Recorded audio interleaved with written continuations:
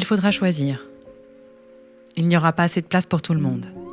Et puis, si on en est là, c'est de votre faute. Pas assez discipliné. Pas assez responsable.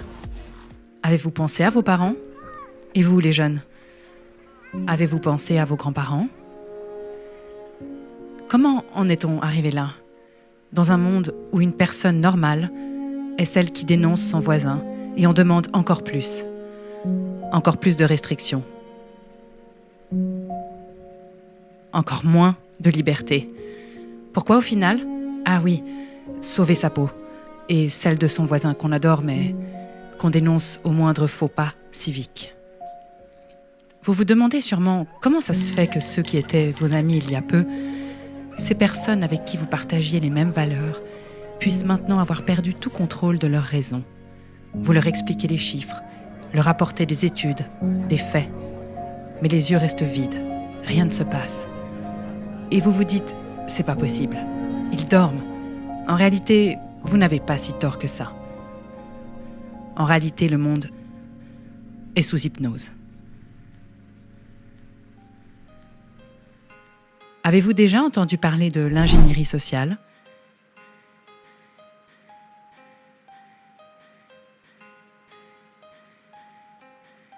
De la fabrique du consentement ? Je vais aller droit au but aujourd'hui. J'ai une question pour vous. Pensez-vous que ceux qui vous dirigent souhaitent votre bien ? Pensez-vous qu'il serait possible qu'ils vous connaissent mieux que vous ? Avez-vous entendu parler d'Edouard Bernays, neveu du célèbre psychanalyste Sigmund Freud ? Edouard Bernays, auteur du célèbre livre « Propaganda », sorti en 1928, était aussi le grand-oncle d'une personne que vous connaissez bien. Il s'agit de Mark Randolph, le cofondateur et premier PDG de Netflix. Pour Edouard Bernays, une foule ne peut pas être considérée comme pensante. Elle ne réagit qu'à ses émotions. En 1916, le président Wilson devait sa réélection à une position pacifiste, utilisant le slogan « Grâce à moi, l'Amérique est restée en dehors du conflit européen ». En 1917, durant la Première Guerre mondiale, Bernays fait partie du Committee on Public Information, ou commission CRIL, créée par le président Wilson pour mettre sur pied un arsenal mental, une machinerie destinée à retourner l'opinion publique américaine et à la préparer à l'entrée en guerre, faisant de la propagande durant la Première Guerre mondiale les prémices d'une science, l'ingénierie sociale. En un an, grâce à toute une série de manipulations basées sur la connaissance de la nature humaine et spécialement des foules, il réussit à opérer un virage à 180 degrés dans l'esprit des gens.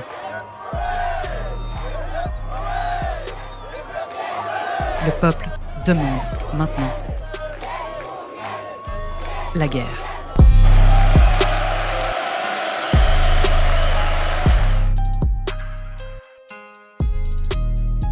Si tu ne connais pas ton cerveau, quelqu'un le fera pour toi. Et comme le disait l'ancien président français Nicolas Sarkozy, ce n'est pas la réalité qui compte, mais la perception de la réalité. Alors, comment changer votre perception ? Comment vous faire demander ce que vous n'auriez jamais demandé il y a encore un an ? Voici ma réponse en 10 étapes. Premièrement, la distraction. Quoi de mieux qu'un peuple distrait ? Vous aimez la télévision ? Les séries ?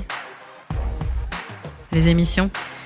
Finalement, on ne sait pas vraiment pourquoi, mais on ne décroche plus. Des heures passées à ingurgiter sans résistance. Pourquoi ? Parce que quand vous êtes en mode distraction, vous êtes en état d'hypnose et votre esprit critique s'est envolé.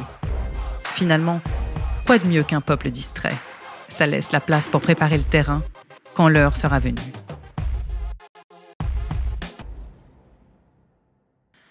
Deuxièmement, créer un problème pour mieux le résoudre.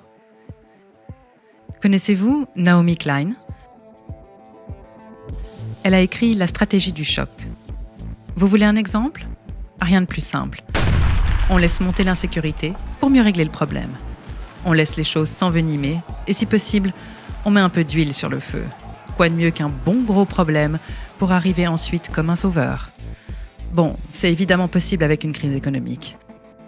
Vous saccagez l'économie de votre pays,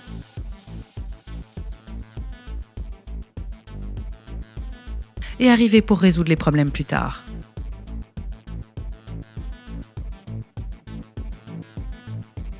Pourquoi pas finalement un revenu universel à 800 € par exemple? On crée la pénurie de travail pour vendre le revenu universel dans l'esprit des gens. Pas mal, non? Ce que vous devez savoir sur l'être humain, c'est qu'il a 4 grands fantasmes fondamentaux archétypaux. Premièrement, l'intérêt matériel immédiat. Deuxièmement, la peur. Il a fortement besoin de sécurité et de normes. Troisièmement, l'érotisation. Quatrièmement, l'agressivité. Surtout, nous noterons la peur et l'érotisation. D'ailleurs, à ce propos, savez-vous ce qu'est le tititainment? Ce mot est un mot valise utilisé par le démocrate Brzezinski, membre de la commission trilatérale et ex-conseiller du président des États-Unis, Jimmy Carter, pendant la conclusion du premier State of the World Forum qui s'est tenu en 1995 à San Francisco. L'objectif de la rencontre était de déterminer l'état du monde, de suggérer des objectifs désirables, proposer des principes d'activité pour les atteindre et d'établir des politiques globales pour obtenir leur mise en œuvre. Les 500 hommes politiques, leaders économiques et scientifiques de premier plan réunis, parmi lesquels Mikhail Gorbatchev, George Bush père, Margaret Thatcher, Bill Gates, Ted Turner, sont arrivés à la conclusion que, dans le siècle à venir, 2/10 de la population active suffirait à maintenir l'activité de l'économie mondiale. Le problème se poserait alors sur la manière de gouverner 80% de la population restante, superflue dans la logique libérale, ne disposant pas de travail ni d'occasion d'aucun type, ce qui nourrira une frustration croissante. C'est ici qu'est entré en jeu le concept proposé par Brzezinski, qui a proposé le tititainment, un mélange d'aliments physiques et psychologiques qui endormirait les masses et contrôlerait leur frustration et leurs protestations prévisibles. Le même Brzezinski explique l'origine du terme tititainment, comme une combinaison des mots anglais tit, qui veut dire sain, et entertainment, ou divertissement. Finalement, on vous a donné à téter, tranquillement assis sur votre canapé, et pendant qu'on vous endormait, on a préparé ce qui est en train d'arriver. Au final, on trouve un moyen idéal pour inhiber la critique politique. Et voici comment arrive l'omniprésence de divertissements abrutissants et la satisfaction suffisante des besoins primaires humains. Troisième point, la dégradation progressive, ou comme on peut l'appeler, le fascisme progressiste en dilution homéopathique 5CH. On y va par étapes, graduellement. On ne va pas tout vous dire du premier coup, vous trouveriez cela inadmissible. On ne donne pas brutalement l'information, mais on y va petit à petit.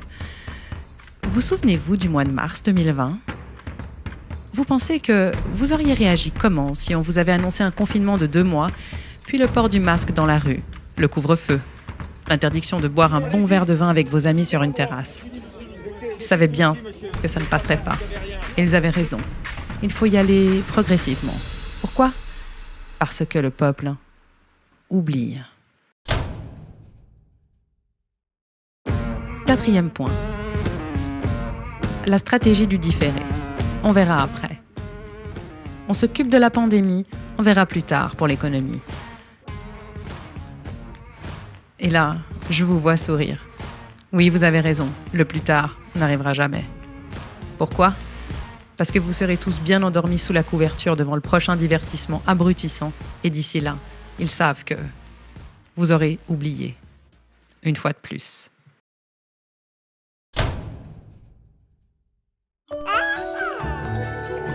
Cinquième point. S'adresser au public comme un enfant en bas âge. Finalement, la rengaine est identique. Le coronavirus est un virus qui s'attrape très facilement. Il fait tousser, éternuer, il fatigue, donne de la fièvre et mal à la tête. Et de ne pas rester trop près des gens, surtout s'ils toussent. Et pour protéger tout le monde, il faut tous rester chez soi. Peu importe le pays. Finalement, c'est de la faute des Français parce qu'ils ne mettent pas leur masque. C'est de la faute des Québécois. Non mais honnêtement, vous devriez avoir honte de ce que vous... Ils ne sont pas dociles et plutôt inciviques, non? Ou alors, c'est de la faute des Belges. Ils sont si égoïstes. En fait, vous avez mal agi. Alors maintenant, vous êtes punis. En fait, le monde entier est responsable, sauf, bien sûr, nos politiciens.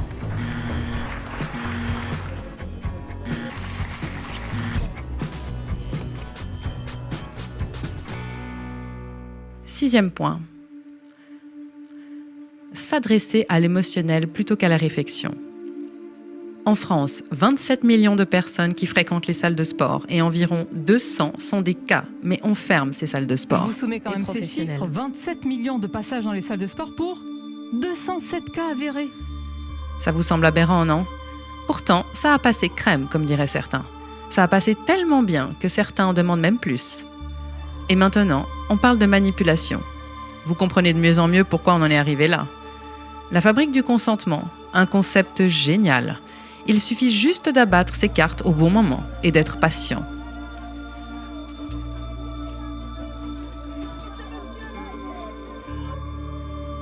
La peur première est la peur de mourir. On a tous des traumatismes en nous, d'abus de pouvoir. Pensez à votre éducation, à vos moments d'injustice quand vous étiez punis. Qui n'a jamais été puni étant enfant? Il y en a parmi nous qui ont été privés de dessert, d'autres qui s'en sont moins bien sortis, avec des punitions vraiment plus violentes. Alors, on grandit physiquement, ça c'est sûr. Mais qu'en est-il de l'intérieur? Alors, quand on appuie sur les vieux traumatismes, on ajoute le sentiment de désobéissance et de punition. On devient docile. Tu ne t'es pas lavé les mains, tu n'auras pas de dessert. Tu as mal fait tes devoirs, tu es puni. Maintenant, on a grandi. Alors on nous dit qu'on met mal notre masque, qu'on est un égoïste et qu'on va se faire punir par une amende, sans compter les regards foudroyants des autres qui ont la même blessure que nous. Finalement, quand on y réfléchit, on brade notre liberté pour 135 €. Septième point. Encourager le peuple à se maintenir dans la bêtise et l'ignorance. En se spécialisant, on ne relie pas les choses les unes aux autres. Chacun est devenu excellent dans son domaine, mais n'a pas d'analyse pluridisciplinaire générale. À force de connaître tout sur rien, on finit par connaître rien sur tout. Plutôt pratique, non? Demandez à un ami ce qu'il pense de sa vie actuelle. Il vous répondra sûrement « Je ne sais pas, je ne suis pas médecin ». Alors, on éteint petit à petit l'esprit critique.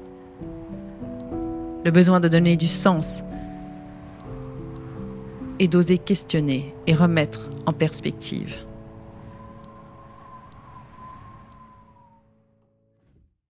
Huitième point.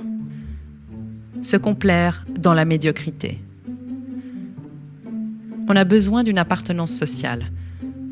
Pour comprendre la notion de norme, il faut comprendre qu'on a besoin d'appartenir à un groupe.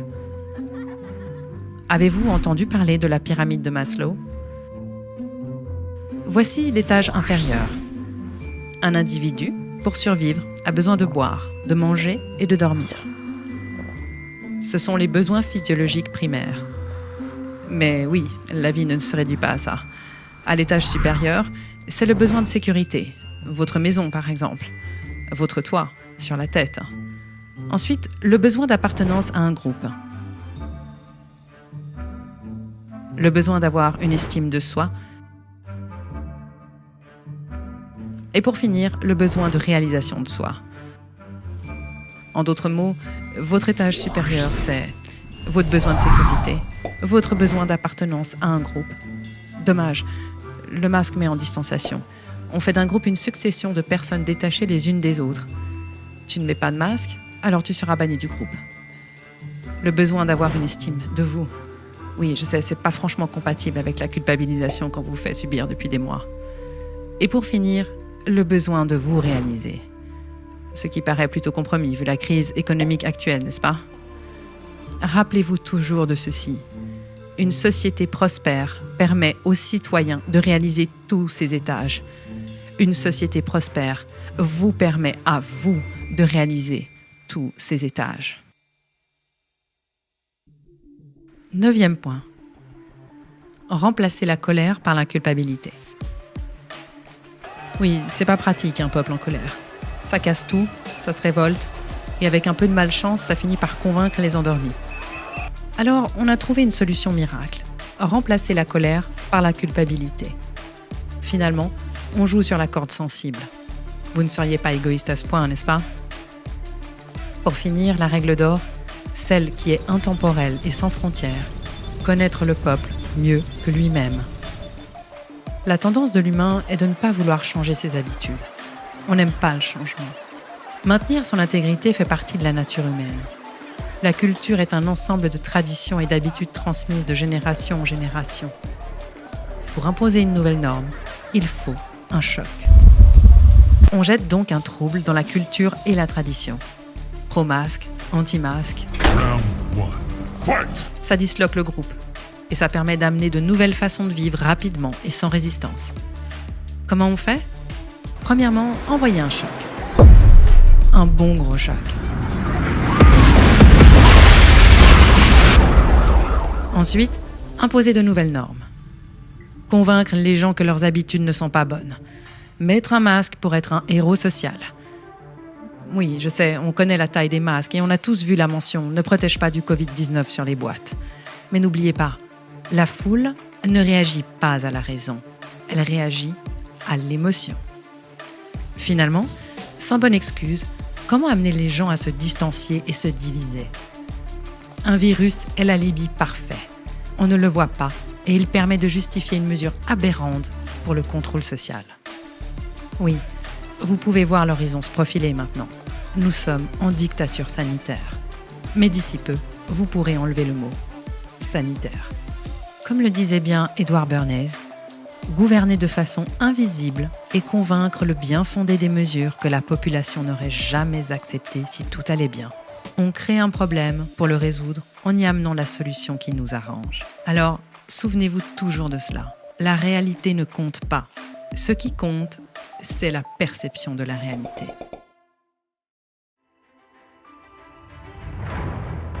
On fait des débats d'opinion, mais au final, qu'est-ce qui repose réellement sur des faits?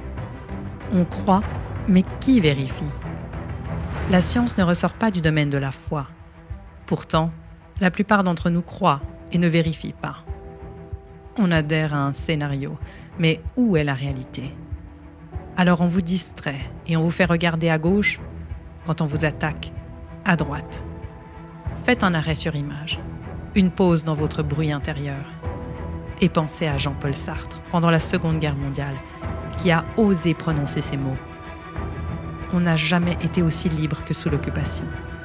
Parce qu'il y avait un ennemi, il fallait se positionner, quelle que soit sa position. On ne se positionne jamais pendant l'âge d'or de la démocratie, mais quand on la perd. Alors partagez cette vidéo si vous pensez que nous vivons une opportunité, celle de nous positionner enfin, celle d'affirmer qui nous sommes et non qui il souhaiterait que nous soyons.